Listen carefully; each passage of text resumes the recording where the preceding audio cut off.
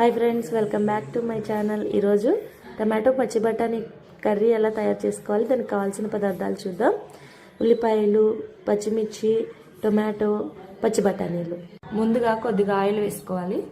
సన్నగా తరిగిన ఉల్లిపాయలు వేసుకోవాలి. తరుక్కున్న పచ్చిమిర్చి, ఉల్లిపాయలు చూడండి దోరగా వేగిపోయినాయి కదా. ఇందులో టమాటో, సన్నగా తరుక్కున్న టమాటాలు వేసుకోవాలి.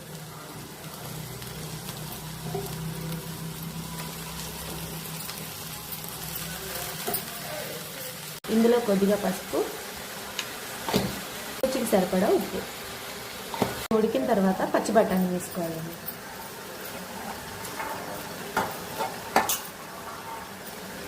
చూడండి బాగా ఉడికిపోయింది కదా. దీంట్లో కొద్దిగా వాటర్ పోసుకోవాలి. వాటర్ పోసుకుని బాగా బాయిల్ చేసుకోవాలి. ఇప్పుడు చూడండి బాగా మగ్గిపోయింది కదండి. దీంట్లో కారం వేసుకోవాలి.